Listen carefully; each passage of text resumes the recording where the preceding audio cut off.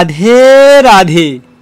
এই সেই নন্দগ্রাম, ভগবান শ্রীকৃষ্ণের নিত্যগ্রাম। আজ আমরা দর্শন করব যশোদা মায়ের ভবন, যে ভবনে যশোদা মা থাকতেন। আমরা এর আগে নন্দগ্রামের নন্দ ভবনকে দর্শন করেছি, কিন্তু যশোদা ভবনকে কখনোই দর্শন করিনি। এই প্রথমবারের মতন আমরা দর্শন করতে যাচ্ছি যশোদা ভবন, যে যশোদা ভবনে আজও রয়েছে সেই 5000 বছর পুরানো দুর্লভ দর্শন, সেই দাপর যুগের দুর্লভ দর্শন আজও রয়েছে এই যশোদা ভবনে। এই যশোদা ভবনে পরম পুরুষোত্তম ভগবান শ্রীকৃষ্ণের মা যশোদা মা থাকতেন, এবং সেই যে এক একটি লীলার চিহ্ন, এক একটি লীলা স্থল এই স্থানে রয়েছে। তো আজ আমরা ঘুরে ঘুরে দর্শন করব এই যশোদা ভবনকে, এই সেই 5000 বছর পুরানো যশোদা ভবন। এই ভবনেই যশোদা মা থাকতেন এবং অনেক দুর্লভ দর্শন এই স্থানে রয়েছে। প্রিয় ভক্ত, আজকের ভিডিও খুব গুরুত্বপূর্ণ হতে যাচ্ছে। ভিডিওর শেষ পর্যন্ত জুড়ে থাকুন, অনেক দুর্লভ দর্শন রয়েছে এই স্থানে। তো আমরা প্রথমে মহাদেব শিব শঙ্করকে দর্শন করব। মহাদেব শিব শঙ্কর ভগবানের ধামকে রক্ষা করে। তো প্রথমে আমরা মহাদেবের দর্শন থেকে এই ভিডিও শুরু করব এবং পুরো এই যশোদা ভবনকে ঘুরে ঘুরে দর্শন করব। প্রিয় ভক্ত, এটি হলো মহাদেব শিব শঙ্করের মন্দির। প্রতিটি স্থানে মহাদেব রয়েছে, যেখানে যেখানে ভগবানের লীলা রয়েছে, কেননা মহাদেব হলো ভগবানের এই লীলাভূমিকে সুরক্ষিত রাখে। তাই তো মহাদেব প্রতিটি স্থানে রয়েছে। মহাদেব হলো ভগবানের শুদ্ধ ভক্ত। প্রিয় ভক্ত, আজও সেই দাপর যুগের যশোদা মায়ের ভবন রয়েছে। দেখুন কত দুর্লভ স্থান, এবং এখানে রয়েছে একটি মন্দির, আর মন্দিরের মধ্যে রয়েছে কৃষ্ণ বলরামের বিগ্রহ। সেই 5000 বছর পুরানো বিগ্রহ আজও রয়েছে এই মন্দিরে। এ হলো কৃষ্ণ বলরাম, পাশে রয়েছে নন্দ মহারাজ আর যশোদা মা, আর তার পাশে রয়েছে কৃষ্ণের সখারা। তো প্রাচীনকালের সভ্যতা হলো মাতাজি এবং প্রভুজিদের রুম এবং ভবন আলাদা আলাদা হবে। তো বৃন্দাবনের নন্দগ্রামও তেমনটিই ছিল। নন্দ মহারাজের ভবন ছিল আলাদা, যশোদা মায়ের ভবন ছিল আলাদা, এবং তাদের স্নানের কুণ্ডও আলাদা ছিল। যেমন নন্দগ্রামে যশোদা কুণ্ড রয়েছে এবং নন্দকুণ্ড রয়েছে। প্রিয় ভক্ত, এখন এসে আমরা পৌঁছে গিয়েছি সেই দুর্লভ স্থানে, এই সেই 5000 বছর পুরানো যশোদা ভবন। এই দুর্লভ স্থানটিকে দর্শন করলেই অনুভব করা যায় যে এই স্থানটি কত হাজার হাজার বছর পুরানো। আহা হা, দেখে যেন নয়ন জুড়িয়ে যায় এই দুর্লভ যশোদা মায়ের ভবন। তো এক মাতাজি, এখানকার ব্রজবাসী, তিনি আমাকে এখানকার আরও অনেক লীলা কথাও বলল, যে এখানে আজও রয়েছে সেই চৈতন্য মহাপ্রভুর নিজ হাতে বানানো একটি পাথর। সেই পাথরে চৈতন্য মহাপ্রভু সংস্কৃতি ভাষায় শ্লোক লিখেছিল, আজও রয়েছে। তো এরকম দুর্লভ আরও অনেক দর্শন রয়েছে। তো এক এক করে আমরা প্রতিটি লীলাস্থলকে দর্শন করব। প্রিয় ভক্ত, এই সেই দাপর যুগের যশোদা মায়ের ঘর, আর পাশে রয়েছে গাভীদের গোশালা। যখন এই নন্দগ্রামে ভগবান কৃষ্ণ থাকতেন, তো নন্দ মহারাজের 9 লক্ষ গাভী ছিল। তার মধ্যে কিছু গাভী ছিল খুব স্পেশাল।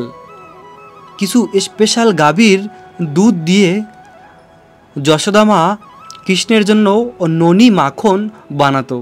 প্রিয় ভক্ত, আমরা আজ জানব যে সেই দুর্লভ গাভীটির কি নাম ছিল, যে গাভীর দুধ দিয়ে যশোদা মা কৃষ্ণের জন্য ননি মাখন বানাতো। শাস্ত্রে বর্ণনা রয়েছে সেই দুর্লভ গাভীটির নাম হলো গৌরী। গৌরী নামে একটি অদ্ভুত গাভী ছিল। সেই গাভীকে সুগন্ধিত ঘাস খাওয়ানো হতো, আর সেই গাভীর দুধ এই জগতের সর্বশ্রেষ্ঠ দুধ। সেই দুধ দিয়ে মা যশোদা তার কানহা কৃষ্ণের জন্য ননি মাখন বানাতো, এবং সেই ননি মাখন বানিয়ে কৃষ্ণের জন্য স্বর্ণের বাটিতে রেখে দিত মা যশোদা। আর কানহা কৃষ্ণ গোচরণ লীলা থেকে এসে সেই ননি মাখন খেত। আজও রয়েছে সেই ঘর, যে ঘরে মা যশোদা কৃষ্ণের জন্য ননি মাখন বানাতো। সেই রান্নাঘর রয়েছে, এবং একটি স্থান রয়েছে যেখানে কৃষ্ণকে মা যশোদা বেঁধে রেখেছিল, এবং আরেকটি স্থান রয়েছে যেখান থেকে কৃষ্ণ ননি মাখন চুরি করে খেয়েছে। এই সব দুর্লভ দর্শন আমরা করব এক এক করে। প্রিয় ভক্ত, অতি দুর্লভ দর্শন হবে আজ আমাদের, যে দর্শন করে সেই দাপর যুগের লীলাকে অনুভব করতে পারবো। এখন যে স্থানে আমরা প্রবেশ করতে যাচ্ছি, এই স্থানে মা যশোদা কানহা কৃষ্ণের জন্য ননি মাখন বানিয়ে রেখে দিত, এবং কানহা কৃষ্ণ এই স্থান থেকে ননি মাখন চুরি করে খেত, এবং তার সখা এবং বাদরদের কৃষ্ণ সেই ননি মাখন খাওয়াতো।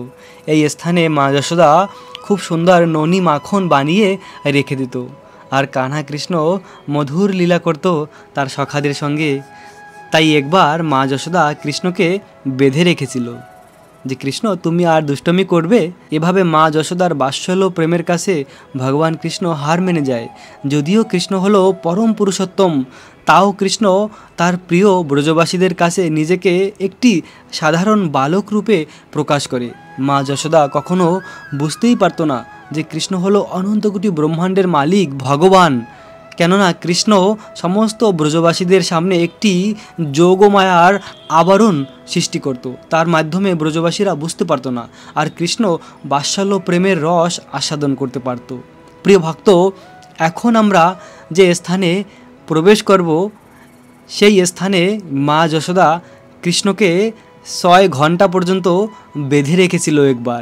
একবার কৃষ্ণ অনেক বেশি দুষ্টামি করেছিল, তাই তো মা যশোদা ভাবল কানহাকে একটু শিক্ষা দিতে হবে। তাই মা যশোদা কৃষ্ণকে বেঁধে রেখেছিল, যে ঘরের নাম হলো কালকটুরি। আজও রয়েছে সেই কালকটুরি ঘর। প্রিয় ভক্ত, এই সেই কালকটুরি ঘর, এই স্থানেই মা যশোদা শ্রীকৃষ্ণকে বেঁধে রেখেছিল 6 ঘন্টা পর্যন্ত। আজও সেই দুর্লভ ঘরটি রয়েছে। ভেবে দেখুন, যে ভগবানকে 33 কোটি ডেমিগড ব্রহ্মা শিব যার আরাধনা করে, সেই ভগবানকে মা যশোদা বেঁধে রেখেছিল, কেননা মা যশোদার প্রেমের কাছে কৃষ্ণ হার মেনে গিয়েছে। কৃষ্ণকে ভগবান কৃষ্ণ হলো ভক্ত বৎসল, প্রেমের দ্বারা কৃষ্ণকে জয় করা যায়। বিশুদ্ধ ভালোবাসার মাধ্যমে কৃষ্ণকে বশীভূত করা যায়, তাকে জয় করা যায়, আর কোনোভাবেই কৃষ্ণকে জয় করা যায় না। তাই আমরা যদি কৃষ্ণকে ভালোবাসি তাহলে কৃষ্ণকে জয় করতে পারি। এখন যে স্থানে আমরা প্রবেশ করেছি প্রিয় ভক্ত, এটি ছিল মা যশোদার রান্নার ঘর। এই সেই যশোদা মায়ের দুর্লভ রান্নার ঘর। এই স্থানেই মা যশোদা শ্যাম সুন্দর কৃষ্ণের জন্য রান্না করত। মা যশোদার একটিই মাত্র কাজ ছিল, তার কানহা কৃষ্ণকে কিভাবে আনন্দ প্রদান করবে।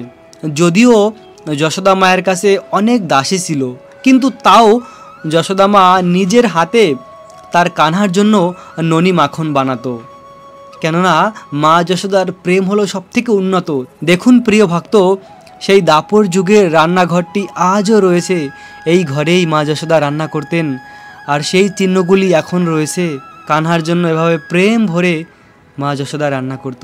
তো মা যশোদা বার্সনা থেকে শ্রীমতী রাধারানীকেও ডেকে নিয়ে আসতো কৃষ্ণের জন্য রান্না করার জন্য, কেননা রাধারানী দুর্বাসা মুনির থেকে বরদান পেয়েছিল যে রাধারানীর হাতের রান্না হবে সবথেকে সুস্বাদু, এবং রাধারানীর হাতের রান্না যে খাবে সে দীর্ঘ আয়ু প্রাপ্ত হবে। তাই তো মা যশোদা ভাবত যে আমি রাধাকে ডেকে নিয়ে আসবো কৃষ্ণের জন্য রান্না করার জন্য। আর রাধারানী তো এই জগতের সর্বশ্রেষ্ঠ ভক্ত, সে তো সবসময় চাইতো যে কখন আমার প্রাণনাথ শ্যামসুন্দরের সেবা আমার প্রাপ্ত হবে।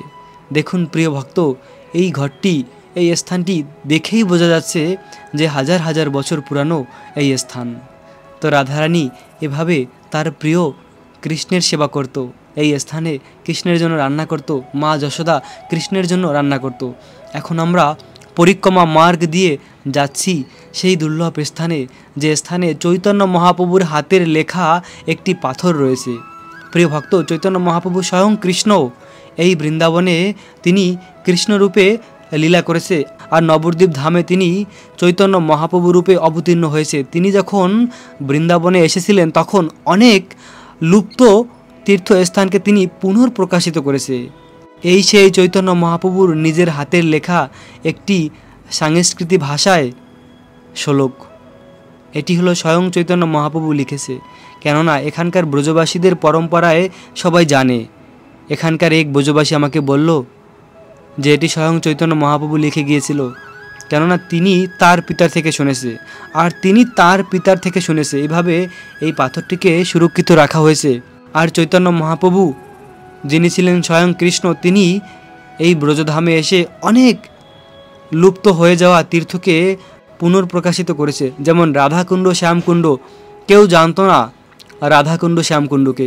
ব্রজবাসীরা রাধাকুণ্ড আর শ্যামকুণ্ডকে কালীক্ষেত আর গৌরীক্ষেত নামে জানতো। যে রাধাকুণ্ডকে জানতো গৌরীক্ষেত নামে আর শ্যামকুণ্ডকে জানতো কালীক্ষেত নামে। তখন চৈতন্য মহাপ্রভু এসে সবাইকে বলল যে এটি হলো রাধাকুণ্ড আর এটি শ্যামকুণ্ড। আর তারপরে সবাই জানতে পেরেছে রাধাকুণ্ড আর শ্যামকুণ্ডের মহিমা চৈতন্য মহাপ্রভু এসে প্রকাশ করেছে। প্রিয় ভক্ত, এখন আমরা এই দুর্লভ যশোদা ভবনকে একবার পরিক্রমা করব। জয় যশোদা নন্দন, যশোদা নন্দন। যশোদানন্দন শ্রীকৃষ্ণ যে বাড়িতে এরকম মধুর মধুর লীলা করেছে, যে স্থানের প্রতিটি বস্তু চিন্ময় চিন্তামণি, সেই স্থানকে আমরা পরিক্রমা করছি। যে ভবনে স্বয়ং যশোদা মা শ্যামসুন্দর কৃষ্ণের জন্য ননি মাখন বানাতো এবং কৃষ্ণের সেবা করেছে, সেই দুর্লভ বাড়িটিকে আমরা পরিক্রমা করলাম। প্রিয় ভক্ত, আজকের এই ভিডিওটি ছিল সম্পূর্ণ নতুন ভিডিও। এর আগে কখনো আমরা এই যশোদা ভবনের দর্শন করিনি। এই দুর্লভ স্থানকে দর্শন করে আমাদের জীবন ধন্য হলো। দেখা হবে আগামী ভিডিওতে। রাখবেন নিজেদের অনেক যত্ন, থাকবেন কৃষ্ণ ভাবনাময়। রাধে রাধে।